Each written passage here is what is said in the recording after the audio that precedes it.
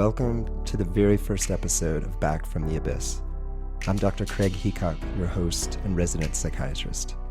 In thousands and thousands of hours of listening to my patients' stories, I've had the deepest privilege and at times the nearly overwhelming pain of trying to help people through their darkest times. Years ago, earlier in my career, a patient's suicide almost destroyed me. It took me a long time to find my way out. More on this in a later episode. These stories are my attempt to share what I see every day, that healing is possible, that there is great courage and wisdom and beauty in the journey out of the darkness. With these stories, I want to spread hope. Whether you have been touched by psychiatric illness yourself, or know someone who has, or want to learn a little bit about psychiatry, or just lose yourself in a moving story, I hope each of you can find something meaningful here. Names and some details have been changed in these stories to maintain confidentiality.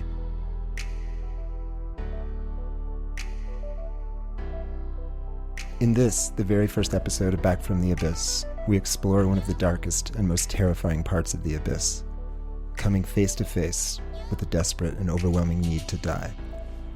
Our guest today, Elizabeth, fought this mounting darkness for almost 25 years while finishing school, raising 3 children, and working. And then in 2010, at age 40, she took a massive and near-fatal dose of multiple medications. This is her story of healing, of gratitude, of finding a new life. Elizabeth, hi. Hi. I want to thank you so much for coming to the podcast today.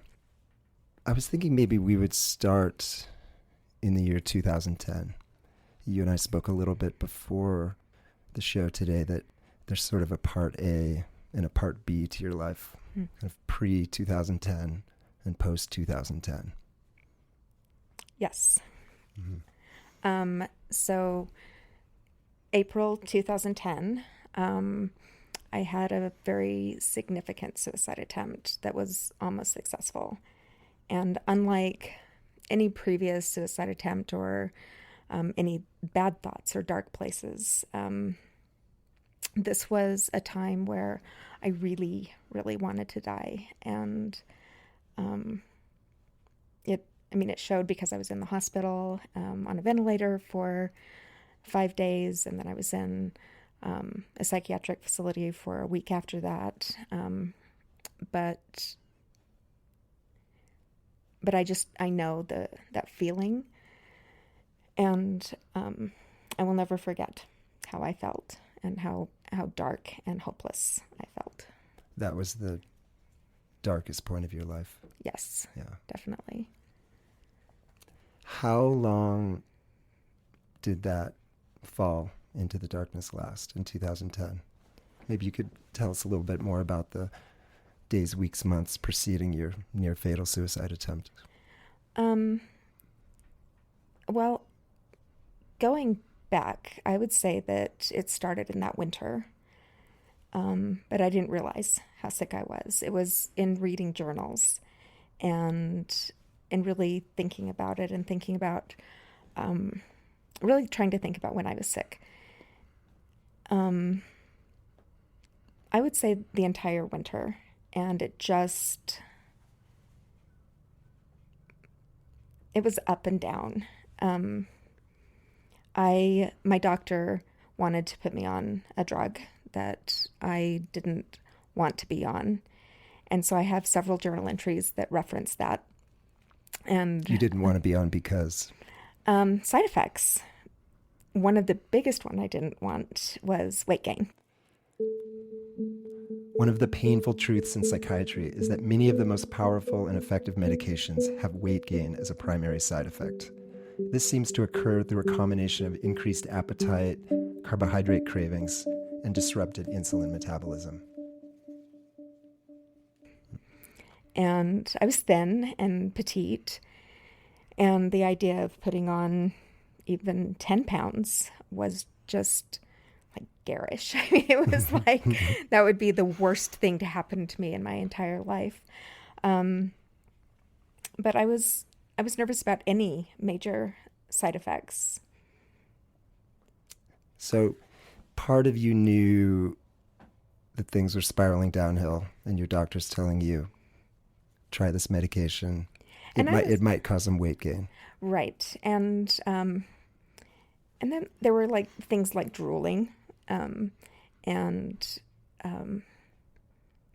being tired all the time. It was really, really hard to think about going through my day and not be able to really be a part of my day because I was so tired and not being able to even wake up. And I just thought that I'm already a prisoner. And a prisoner how? With my illness. The illness keeps me from really being me and really living my life. And I thought that taking this drug, because I'd been on so many different drugs, and like taking this one, which was seriously hardcore, I would have to get, the other thing that, blood draw, having to get my blood drawn every week initially. Oh, is this clozapine? It is clozapine. Oh, clozapine, okay. Clozapine is perhaps the best mood stabilizer and antipsychotic that we currently have. However, managing its side effects can be a major challenge, and the required blood draws every week for the first 6 months can feel like an additional burden at first. Everything about this drug just was screaming, no, no, no, no, no. And I felt like I'm already a prisoner to this illness. I won't be a prisoner to a drug as well. Mm-hmm. Tell me, this experience of being prisoner to the illness, specifically in 2010, can you take us back and describe what it was like to be you in the days and weeks leading up to the attempt? What were you thinking? What were you feeling? Well, so I'm bipolar. And so it's like there was this horrible mix of mania, that rage, and the depression. And it wasn't like happy mania. It was like rage and anger. And so for months, that's how I felt. I felt like I was angry all the time. And I felt this sense of like people were sort of out to get me, that I was the one who was in the right. If there was ever anything wrong going on, that it was their fault, not my fault. I would get into these very dark moods where I couldn't get out of bed. And I would start, like I wanted to watch dark movies or movies where someone was suicidal. And I started reading some of my favorite authors, like Virginia Woolf and Sylvia Plath. Was that comforting to watch dark movies and read dark books? Or were you doing that to try to discover something about the way you were thinking and feeling? It was comforting because, like, for example, with Sylvia Plath, and I went and reread The Bell Jar. And I was like, see, this is how I feel. And I would feel like, why, just like she describes in the book, why should I wash my hair when I'm just going to have to wash it again tomorrow? Why should I make my bed or get out of bed when I'm just going to have to do it again? And that whole sense of these strong women writers who committed suicide, that's where I am.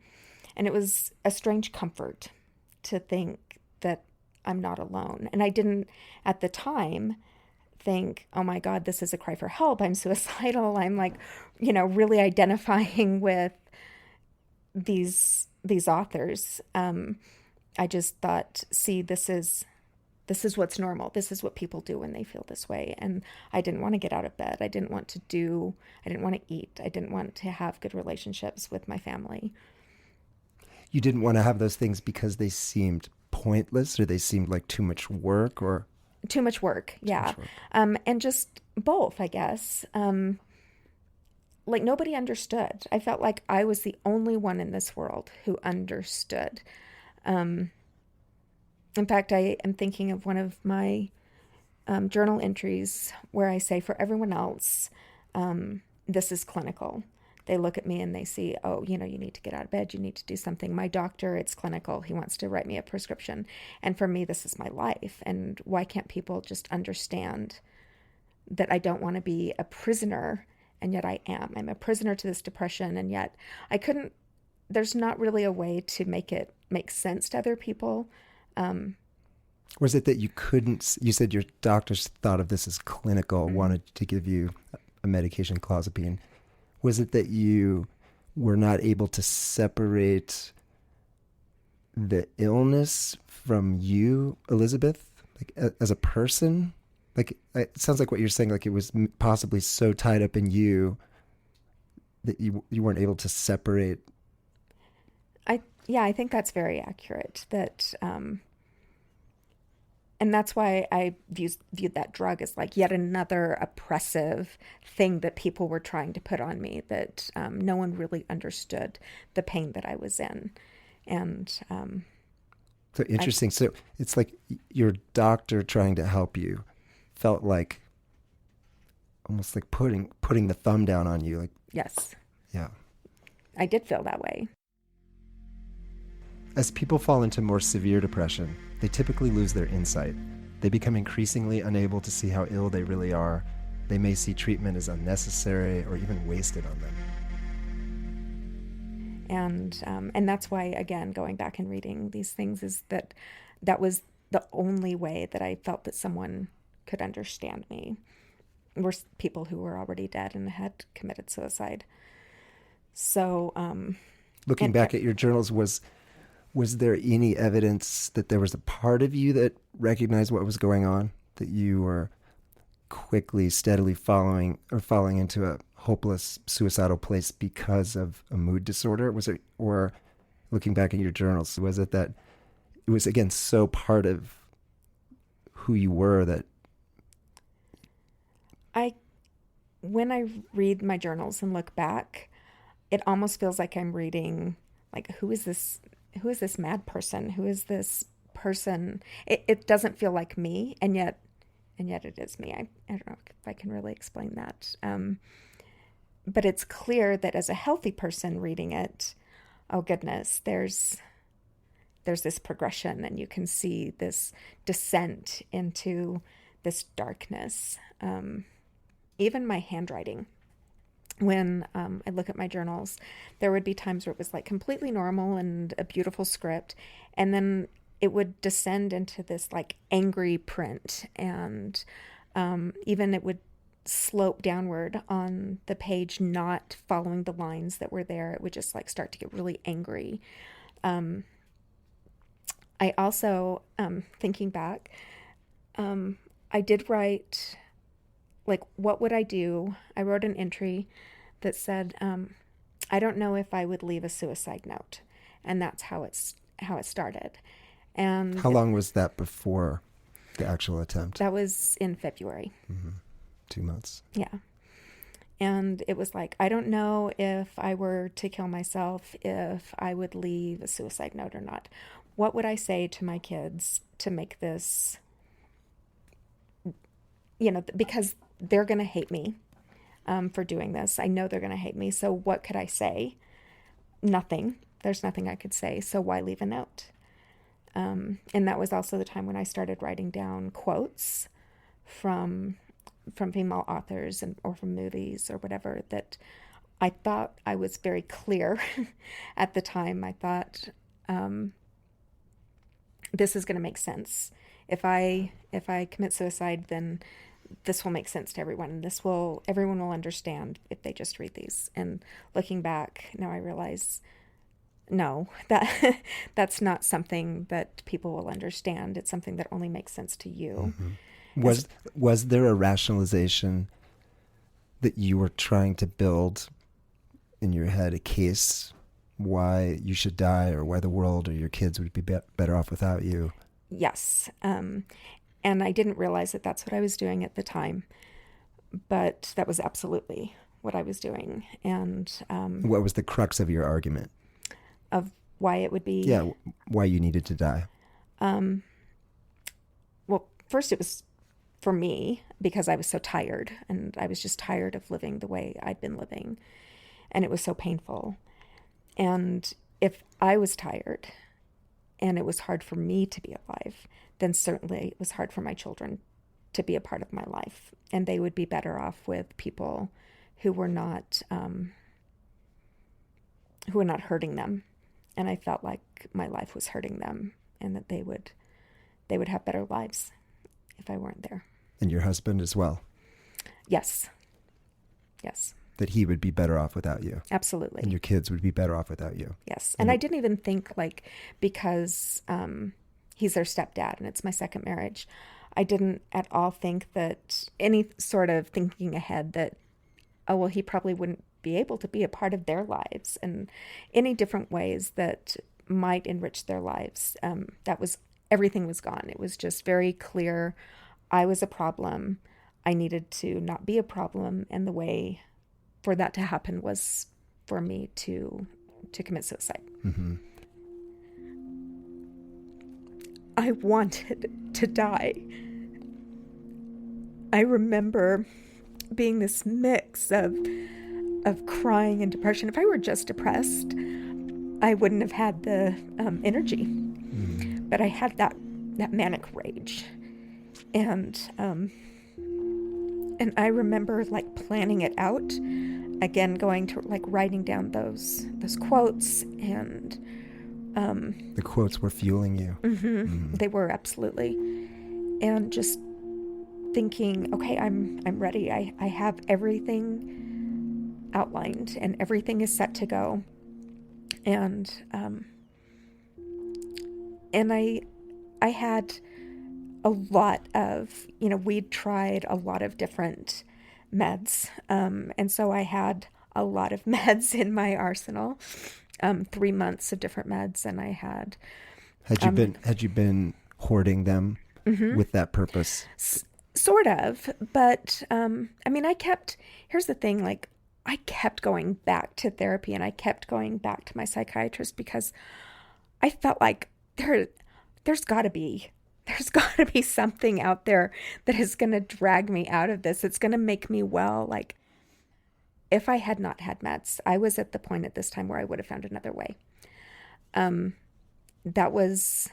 thought that would be the least painful, I guess. And it was also immediate. And so I had this plan, and I had like chocolate milk that I brought in because I knew that would be more soothing to the meds going down, and I could like gulp more, I could gulp faster. And I set all of the meds out so that they would be ready. I had all of the tops off. And my thought was that I would take enough meds to pass out, and then I would drown. So I filled our tub, and I got out my journals so that the kids would be able to see where I was. They wouldn't have to find it. They wouldn't have to. So it wasn't a suicide note, but it was something that I was leaving that they could read the quotations. They could, exactly. Yeah. And then I just looked at everything that I had outlined, and I started to just cry, these angry, sad, just horrible tears. And I had a picture of my 3 kids. And I looked at them and I was like, fuck this. Mm. And that's when I went and I just gulped. I just swallowed handfuls of pills, just so many pills. And I passed out before I could get to the water, to my bath. I really believe that had I been able to do what I planned to do, that I probably wouldn't be here. So you were found unconscious? I was found unconscious. By? My husband. And I remember waking up. He was shaking me. And I opened my eyes. And then I don't remember anything after that. And I didn't know it was 5 days later until people told me it was 5 days later.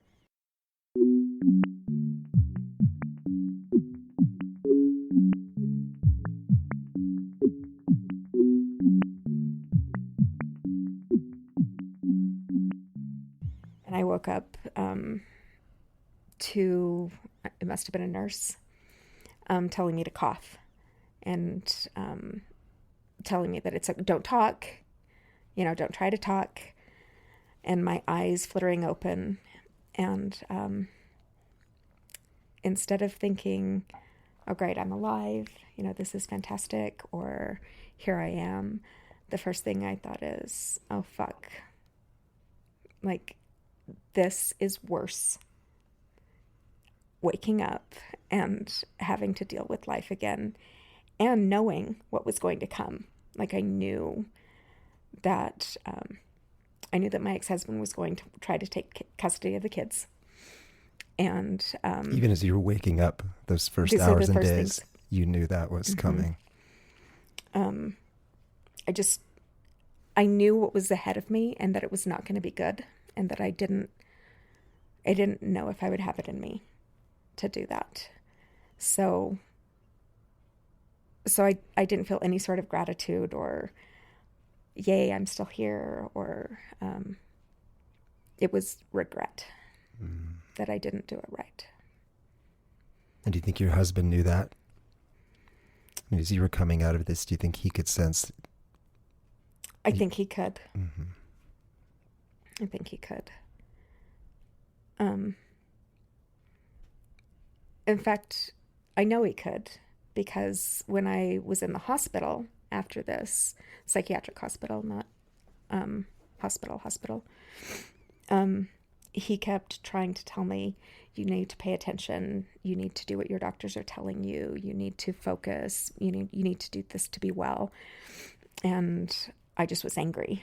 I was angry at the doctors. I was angry at my husband. I was angry at anyone who tried to tell me that that I should be grateful, because I knew that what was before me was going to be horrible. Mm-hmm.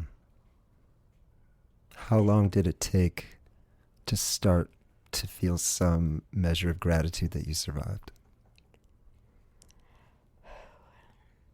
Some measure of gratitude.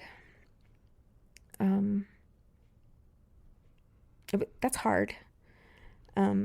Because what was going on in my life after that, and trying to put my life back together was really hard. And it wasn't like, oh, I put things back together and then everything was great.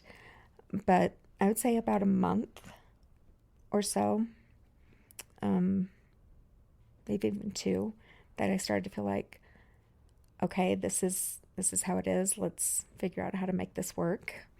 But I still wasn't happy.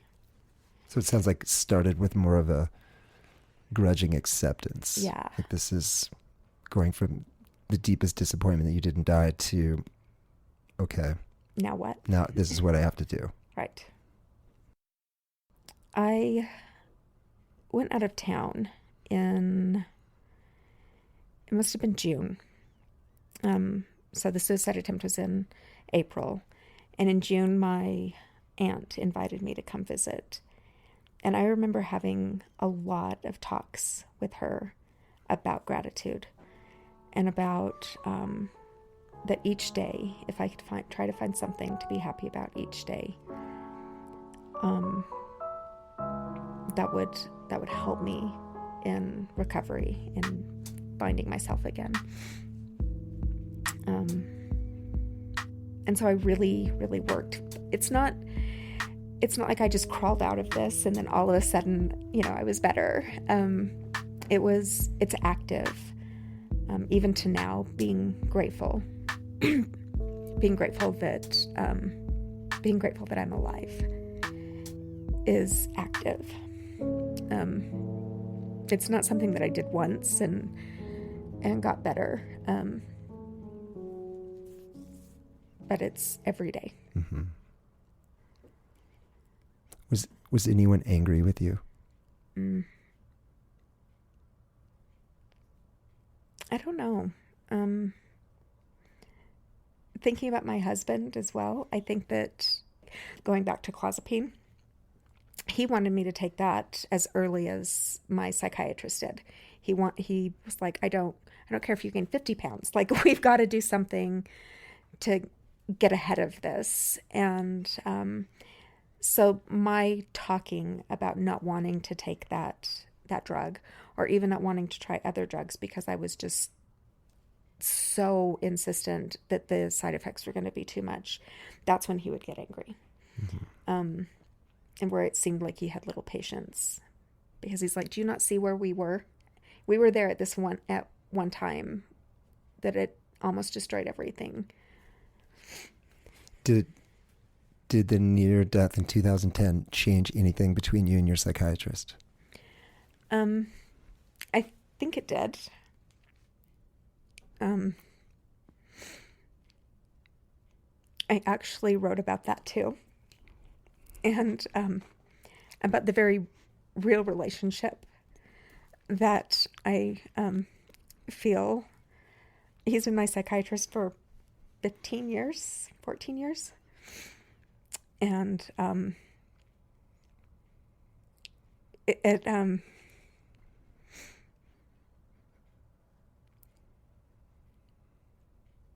I believed him, and I think that he's part of why I did keep going back and taking drugs that I didn't want to take, and trying things that I didn't want to try. And fast forward, he did actually, obviously, he got me to take Clozapine. That was the ticket. And that was one of the tickets. Yeah. Without Clozapine, I wouldn't be here. I wouldn't have relationships with my children, or with my husband. I wouldn't have a marriage. Mm-hmm. I think that might be helpful for people to hear more about your decision to start a medication that your doc had wanted you to try for a long time, that you very possibly, if not even probably, would gain weight on, which, as you said, was just a horrifying fear. And then now we're post 2010, and you actually decide to do that. Again, it goes back to my relationship with my psychiatrist. He just was very patient with me and just kept trying and kept trying. And I think it was about a year after my suicide attempt, I think after, so like 2011-ish. And I said, okay, I trust you. And the side effects were just as bad as I thought they were going to be. Not quite. I've gained about 15 pounds, 20 pounds. I've gained about 20 pounds. But he's been there with me every step of the way, and he's believed me and not tried to minimize any of my feelings about meds that I'm on. He's talked me through it. I've always felt like I'm in control and have final say about what I'm doing. I'm guessing there's some percentage of people listening right now who are thinking, okay, so she gave in to her doc and gained 20 pounds, 20 pounds, which I think many women would say, okay. I've heard women in my practice say, oh, I'd rather be dead, or nothing could be worth gaining. Yeah. 5, 10, 15, 20 pounds, nothing. Well, and I said that very thing. I'm like, I would rather be dead. I don't want to take this. Again, my journals, I am not going to be a prisoner to this. I often thought that gaining weight would make me more depressed and would make me suicidal and make it worse. I thought that would make it worse. That drug would make it worse. And it's not. And it's so worth it. It's no fun to be more heavier than you want to, or your ideal weight or whatever. But what you gain is amazing. So what specifically have you gained? Myself. It's hard to say specifically because, so here's kind of an example, I guess. When I pre-Clozapine, pre-2010, I was sort of known as this, like, not wild, but fun-loving and charismatic and out there. I'm always the one to make jokes, and I was fun. I was fun to be around, or so I was told. And then the mania would turn to rage, and then I would have the inevitable crash. But I always thought that I was an extrovert. I always thought that I loved to be around people and that I loved to go out. Post-Clozapine, I'm very quiet and I'm reserved. I don't love parties. I don't love being with people. Not that I don't like people, and not that I don't have friends. I do. But I prefer to hang out in my house and read or bake or do quiet activities. And Is this the real you? And this is the real me. And it took me a while to realize that. Because at first I thought, gosh, I've lost me. And that's not true at all. What happened was I found me. So taking Clozapine helped me actually be the person that I always was. And, I think back to before I was ill and diagnosed. That's how I was as a child and a teenager, early teenage years. I was quiet and I read and I was, content to be home. And so to have that again, to have that be, this is the real me, that's worth 20 pounds. That's priceless. My husband says that this is the real me. And he said, even though I was sick when we met, when we started dating, he said, I always knew you. And having you be you is, it saves our marriage. So. The earliest signs of depression and bipolar disorder typically appear in early to mid-adolescence. Elizabeth's path into the darkness began in high school, when she turned into someone she didn't recognize. Why don't we loop back now, Elizabeth, and talk about the earliest signs that something was changing in you? Like, I think that was back in adolescence, you mentioned. When I was 15, my sophomore year in high school, we had moved across the country and to kind of resettle, and my dad had a new job, and my sophomore year was really horrible. I started that year feeling very hopeful, and I was excited to be in a new place, and I'm going to make new friends, and everything's going to be wonderful. To I would say by January or February of that year, I stopped wearing makeup. I stopped wearing like cute clothes. I was wearing like baggy sweatshirts, and I was writing very dark poetry. It wasn't specifically about suicide, but it was about death. I wondered what death would be like and what it would mean to end something and just to fade into black. And that went against everything that I had been taught. We were a very religious family, and so we believed in an afterlife. And you hadn't had these thoughts as a child or even as a younger adolescent? No, never. I mean, I'd always been pretty mercurial. I'd always, really felt things intensely, and I loved intensely. I was sad intensely. Everything was big for me. But I'd never experienced that kind of darkness, and I didn't know what it was, and I had no idea what was happening. And then in the spring, it was great. It's May and school's over, and I didn't really even pay attention to, well, that was then. I didn't think anything about it. I was like, oh, well, that was sad that happened to you. It was also odd that I was like this great kid. I was always a really, really good kid. And that spring, early spring, I had my first taste of alcohol. It was actually on a trip, a school sponsored activity that said drinking happened.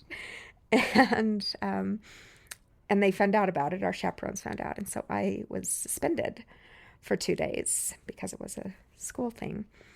My parents, instead of being angry, I mean, they were angry, but they were more like, I'm so disappointed. And that just fed, that fed that darkness that I was in. And like, great, I've disappointed my family. And I'd also, at that time, my grades started to slip. I know that, I'm going back to this dark winter, but I had always gotten A's, straight A's. And I now started to get C's. And that was something around the same time that the drinking happened. My parents found out that I was getting C's, and especially C's in things like English, where I was really strong. I loved to read and I loved to write. It was great. And my parents couldn't believe, like, where is our daughter? Where is this perfect child who does everything that we say, who, keeps every curfew? And I was just, everything was falling apart for me. And I didn't know why that was happening. It was like it followed me around. It almost felt like a tangible, dark thing was a part of me. And I would go to school and it would be darkness. I went home and there would be darkness. And if I woke up, there would be darkness. It was like this shroud, right? It was just enveloping me all the time. I wonder if it felt internal or external, because that image of a shroud is like the darkness of the world is enveloping you versus a darkness emanating from inside you that's then sort of coloring and poisoning the world. I think that it's both. I don't feel like I was poisoning the world. I definitely felt like there was some sort of like cover, that it was following me, that there was something. But it was like that permeated, like that got into me and became a part of me. And like, so why am I so dark? What's wrong with me that I feel so empty? It was like it was the outside, and it then became internal. And did you, in high school, start to become suicidal or wish you were dead, or did that come later? I don't... Again, it was that like fascination with death. It wasn't suicide, but I was fascinated by death, and I wanted to think about death, and I wanted to talk about death. I wanted to read about death. People's experiences with death. I loved obituaries and I loved graveyards. I still do, actually, but it was in a weird way. It was in sort of this very dark way. And so during my depressed times in high school, I really, really thought about death a lot. Did you hide that? Mm-hmm. Yeah. I think that part of me knew that that was weird and that would upset people. I think that I knew that if I told people, hey, I want to read about death and suicide, but it's not me. I just have an interest. It's just like a little side thing I've got going on. That they would have been very disturbed by that. Probably rightfully so. The most psychiatrically risky and destabilizing time of a woman's life is typically during the postpartum period. After the birth of her first child, Elizabeth's illness took a major turn for the worse. What was your entry point into some kind of treatment, whether psychotherapy or medication therapy or otherwise? I was 22, I think. And I was feeling really sad. I think that I had felt a lot of postpartum depression with my daughter. And that was at what age? That was a year before, when I was 21. But I didn't really recognize what was happening. I just thought it's more of the same, that like darkness. And then someone suggested that I see a doctor, and I didn't want to do that. I didn't want to go to a therapist or anything like that, but I did go to my gynecologist, and he put me on Prozac. And I think that helped for a little while. Not for long, but for postpartum. Mm-hmm. So that's my earliest recollection of getting some help. And how did that evolve your course of treatment? Because we heard a little while ago about the huge changes that happened after 2010, but that's a long period of time, many years. Many years. Because in 2010 you were how old? I was 40. 40. Mm-hmm. So onset of darkness and obsessions with death in high school, and grades falling apart and starting to use and abuse substances, getting a little bit of help from your gynecologist, possibly age 21, 22. But take us through those next 18-ish years. Wow. What were sort of the high and low points of your course through different treatments trying to get help? It was hard. It was a lot of long years. I felt like there was something. So from 1992 to 1998, that was its own set of darkness and mania, and I wasn't quite sure what was wrong with me. I knew something was wrong with me. Were you being hospitalized or? Mm-mm. No, not yet. No, it was just because I kept sinking into these dark depressions. And then what I now know was mania. At the time, I just thought I was like such a great, fun person to be. I'm sure you were for a little while. So fantastic. But like I would do things like completely rearrange the furniture in our house, and I would, like, there was one weekend that I decided to paint the house, and I literally did it in a weekend and was just up all the time, and I painted the rooms like very bizarre colors, not like, oh, let's change this from eggshell to like a stark beautiful white.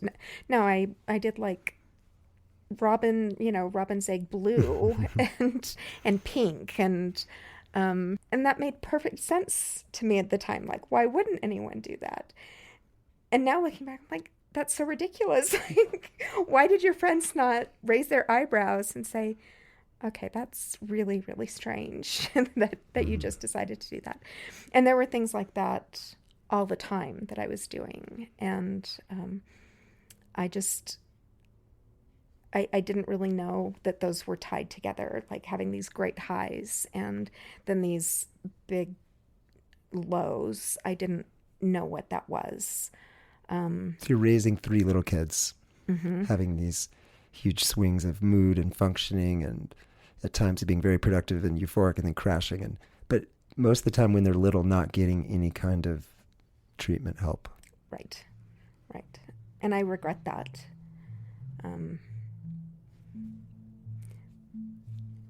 I have a lot of that guilt that I wish that I could have. I wish that I could have been a better mother, and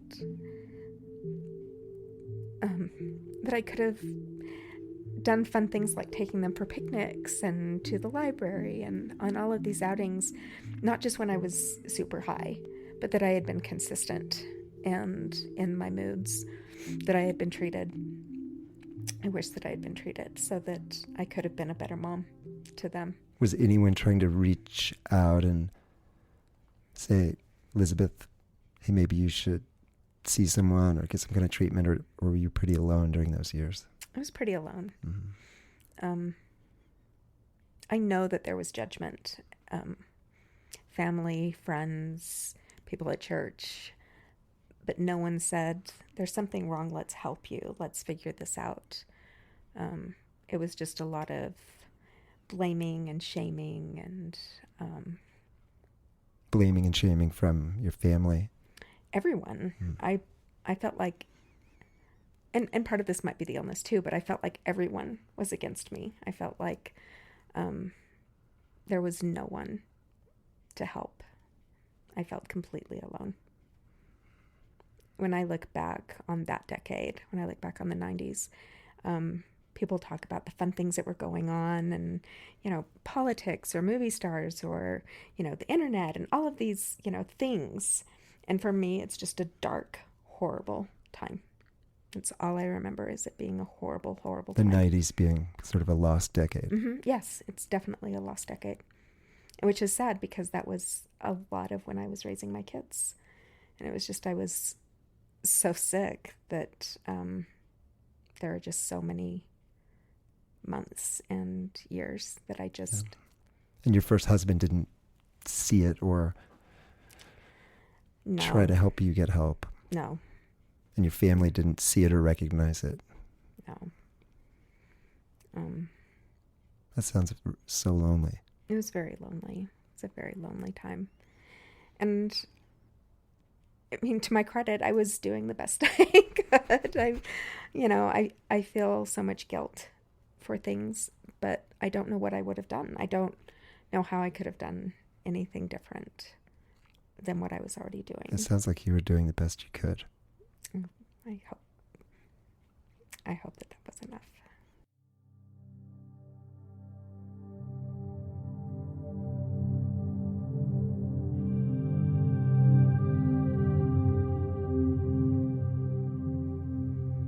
It was actually,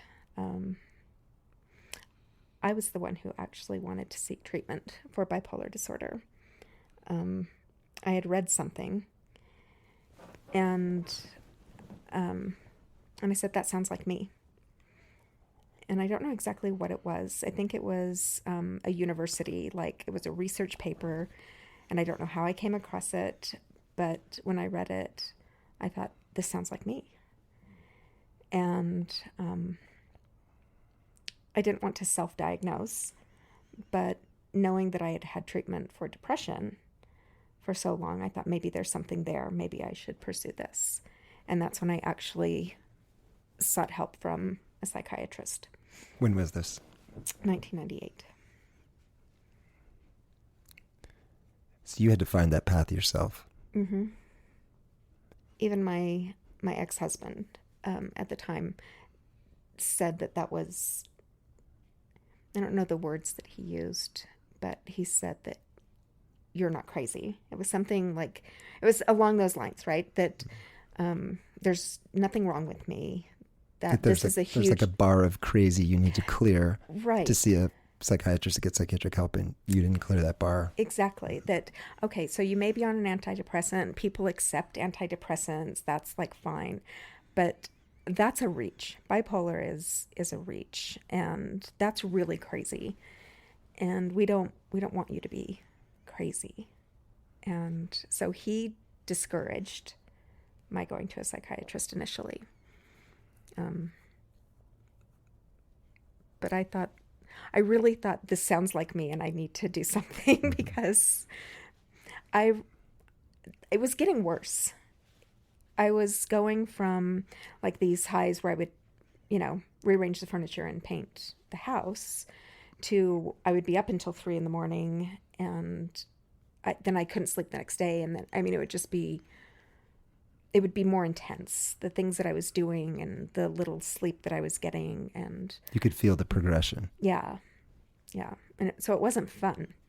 It wasn't fun to be bipolar.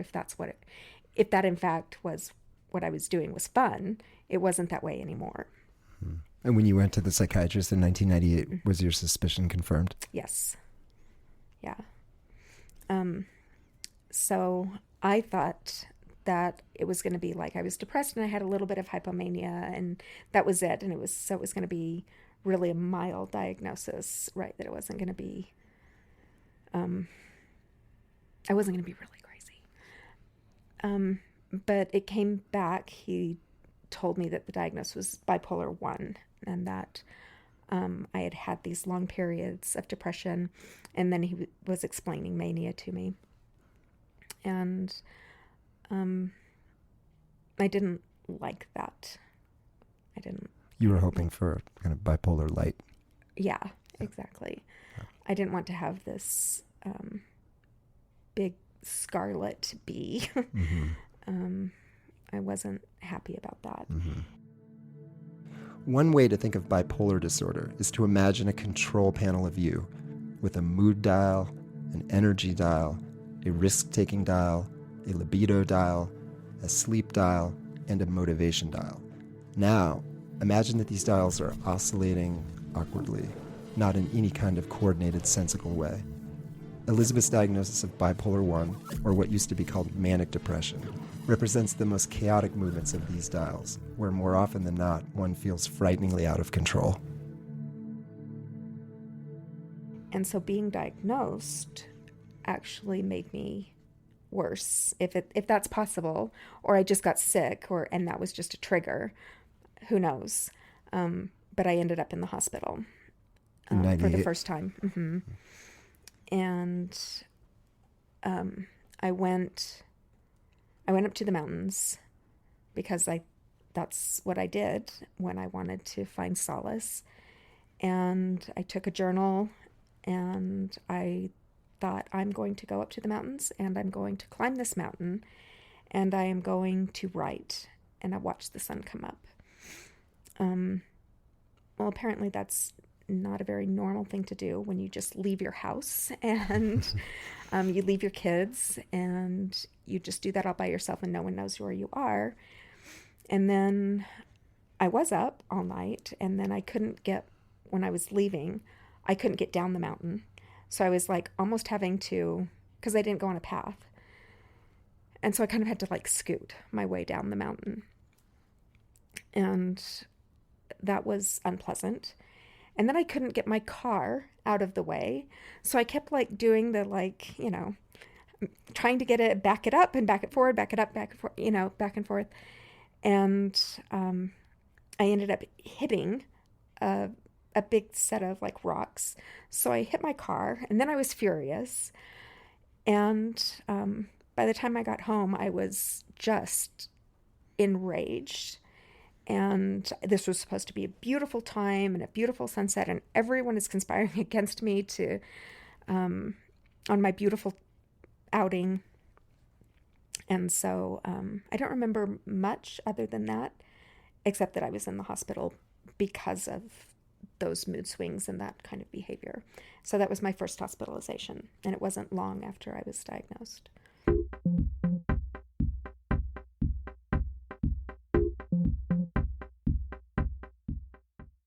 In those following years, did treatment start to help?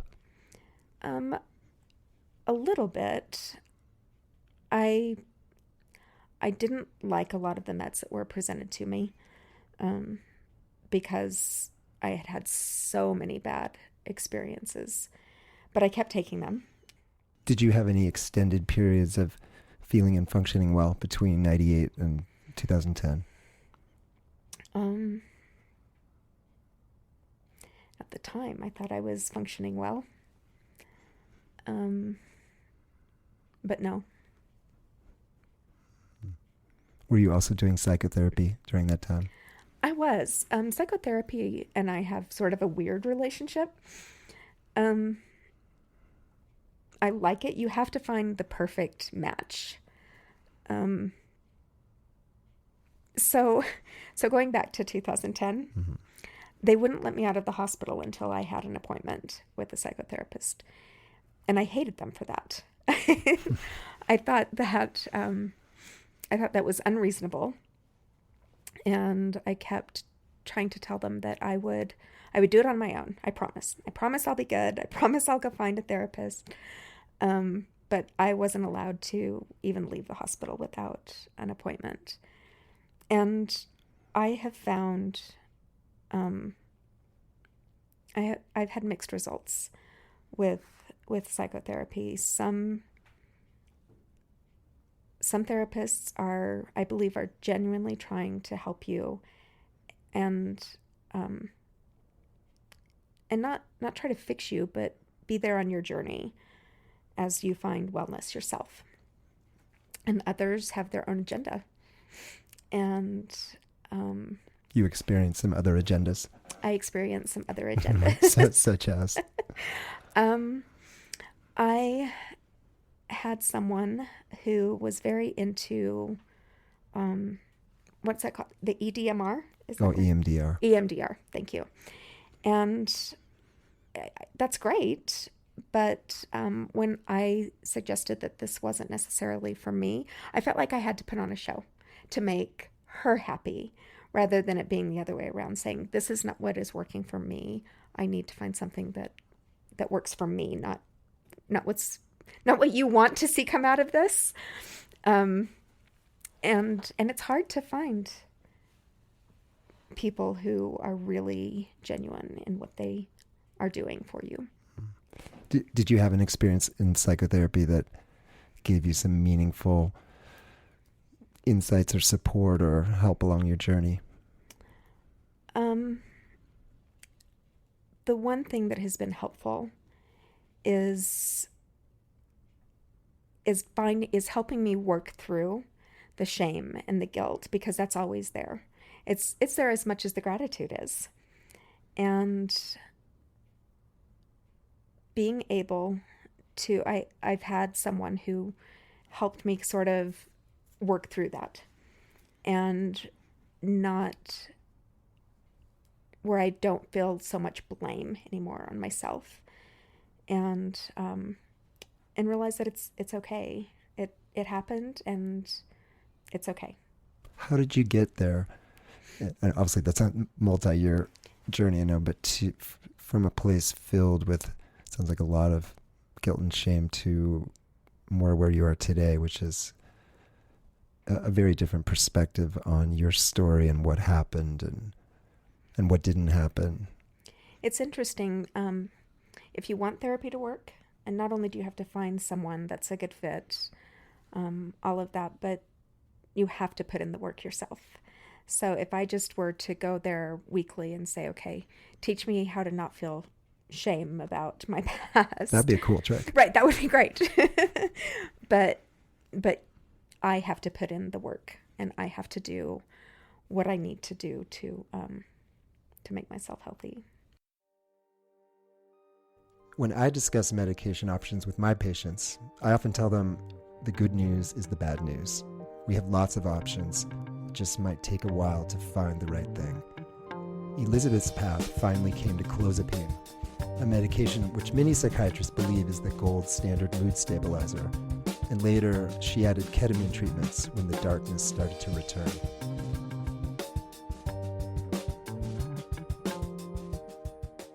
In those early years of treatment with various psychiatrists, it sounds like there were some difficult times. Sometimes treatment was not going well. Yes. The doctor who diagnosed me as bipolar 1, the first med that I was put on was Depakote. And there were some others too. There was some big antipsychotics that are like like when you think of One Flew Over the Cuckoo's Nest, they're like that kind of intense antipsychotic. And I complained. I gained so much weight, like almost immediately. It seemed like it was overnight, and I gained like 40 pounds. And when I was complaining about some of the side effects, like my hair was really brittle, and I was shaky, and obviously the weight gain, he was very dismissive. Like, well, that's just what happens, and it's going to be okay. And you're Zofta, you just need to learn to embrace your curves. And I thought, wow, the one person who's supposed to be giving me the best care in the world really doesn't care.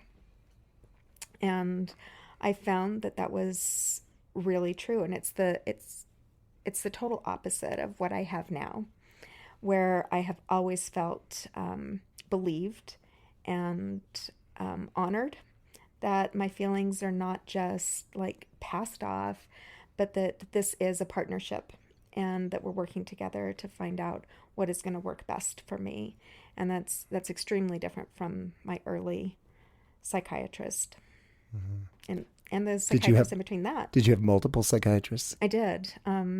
I've had between then and now, there have been a total of 4 others between the psychiatrist I have now. And they were, unfortunately, every single one was a disappointment. They were, a couple of them I felt were writing out prescriptions for the drug that it was like their drug of choice. And so they wanted me to be on it because that was the drug that they used. And they didn't do anything else. They didn't vary from the script. This is what they did. And they didn't give me a lot of time. One of my psychiatrists rarely even looked up from his desk. He sat behind this big, sturdy oak desk, and he was probably 92 years old. He was like super old, but, and he just would hand me over this prescription, and that was it. I saw him monthly to get new meds, and that was the only reason that I saw him at all. It was hard. It was really, really hard to. Yeah, I'm guessing that speaks to the depth of your pain, that despite having some really difficult and troubling relationships with therapists and psychiatrists, that you still stuck with it. I hope that the history books will go down and say, she persevered. She kept trying, right? Mm-hmm. She didn't give up. And even though I feel like I could have been a better mother, I could have been a better wife, I could have been a better daughter, a better sister, I was always trying. I never gave up. I kept going.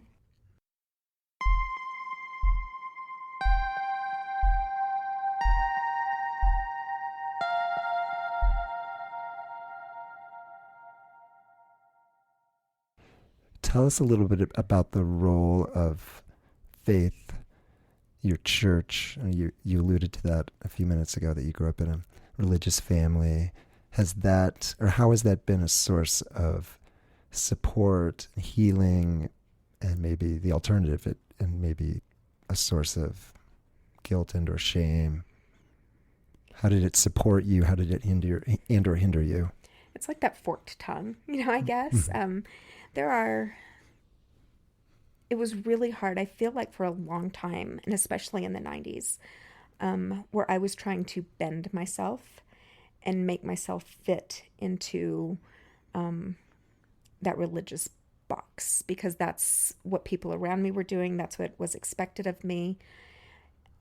When I was little, and I think that this is true probably for most children, you do what your family does, and it makes sense, and you love that because you love your family so much.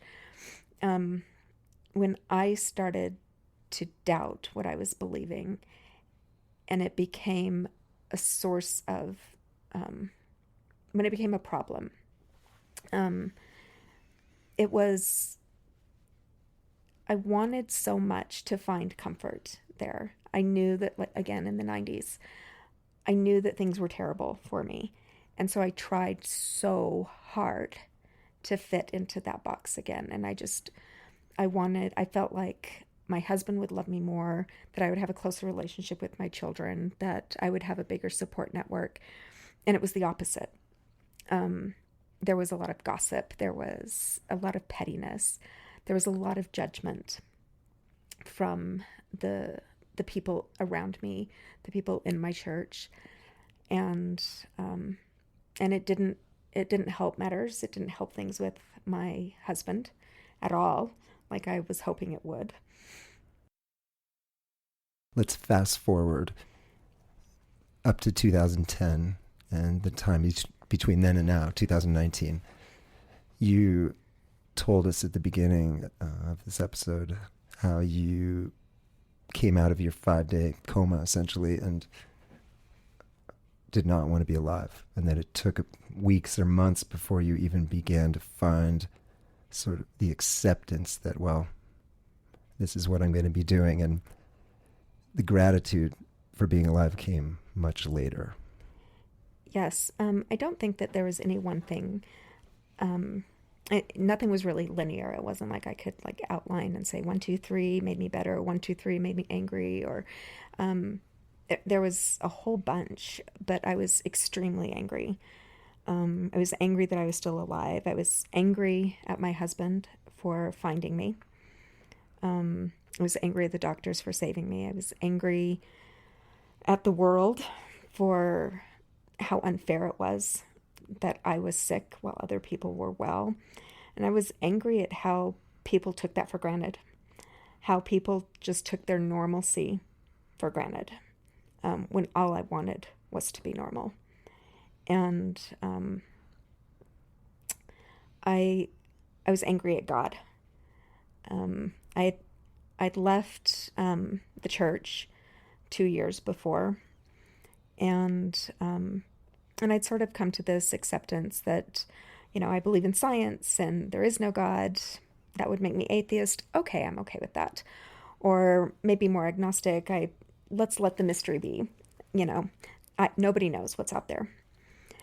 But after this, I was furious. How could there be any sort of divine being who would let this happen to me? Who would let me wake up to the hell of trying to fight for my kids and find a place in this world where I belong and where my life will make sense again. I was very angry for a long time. Being allowed to have that anger was important, though. It was an important part of my journey, allowing me to be really angry. Are you still angry today? No. No. Not at all. No, I'm not. Sometimes I feel like I want to be, but then I go back to the gratitude that I've developed. Take us through the evolution and growth of your gratitude over the last few years.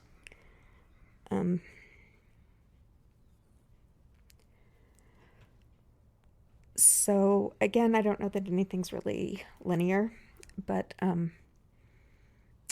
so every year, on the anniversary of what would have been my suicide, I take the day off and I start by thinking about the first things that I'm grateful for. And I do things that are very sensory, like get a massage or go swimming. I like to eat strawberries because they're very, you can feel those. And it doesn't matter if it's rainy or if it's sunny. I spend time outside. And I go through, first I list the things that I would have missed. I would have missed my daughter's wedding. I would have missed my children's graduations. And those seem like little things, but life is made up of little things. Life is made up of little things. And so I write about the things that I would have missed. I write about the things that I can feel and the senses that I have. And it's a very big way for me to kind of reflect on my gratitude. So that's a big way. Every day, though, I find something that I'm grateful for, whether it's the sunrise that I see as I'm going, into work, or it's a smoothie that I made, or it could be big, little, it doesn't matter, but I find something every day. Mm-hmm. Do you still have periods of darkness? I do. They're not the type of dark that I was in 2010. They're not that bad.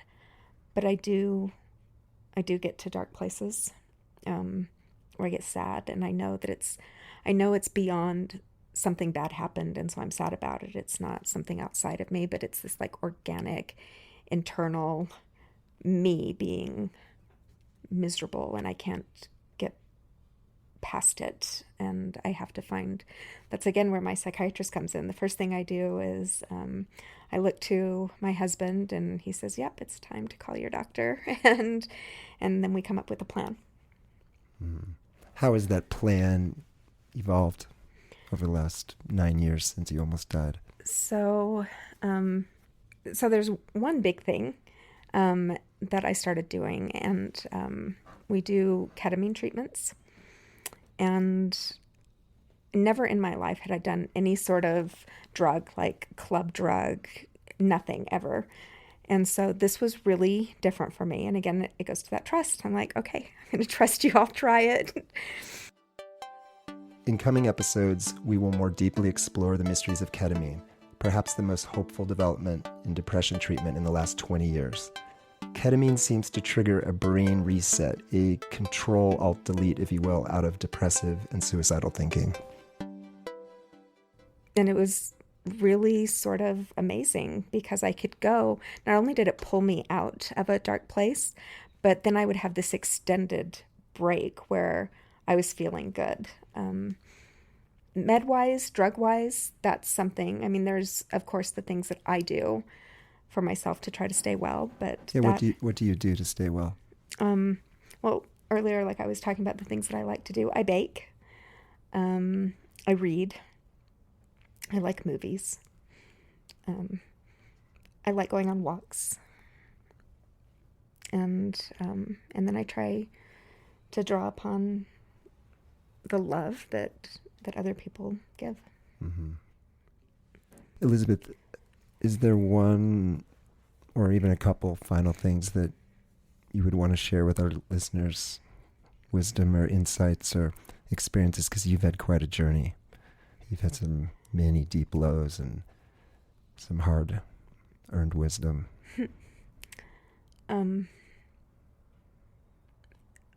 I heard something recently about light, and look for light, because it is where you once were. It's there now, and it will be where you are going. And so you may not feel it, but life really is beautiful, and it's worth it. It's worth working for. It is beautiful. Yeah. It's been a really powerful experience to have you on today. Thank you. I want to thank you so much for coming to share your story. Thank you for having me. And I know so many elements of what you talked about are going to resonate deeply with folks hearing this. So thank you, Elizabeth. Thank you.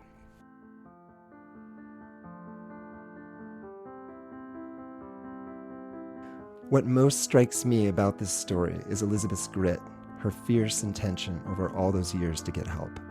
It can take time, sometimes a long time, to find the right therapist, the right doctor, the right treatments. It's so much easier to climb out of the abyss with the right plan and the right people at your side. Elizabeth's story also speaks to the healing power of gratitude. Gratitude is an antidote for pain, for loss, for guilt, and for shame. When we hold gratitude, we hold hope, we hold peace.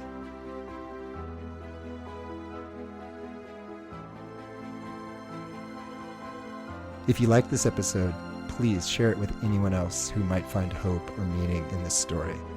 Check out our website, bftapodcast.com, where you can learn more about us and this project, get more information on the treatments mentioned in the stories, as well as additional resources and music credits.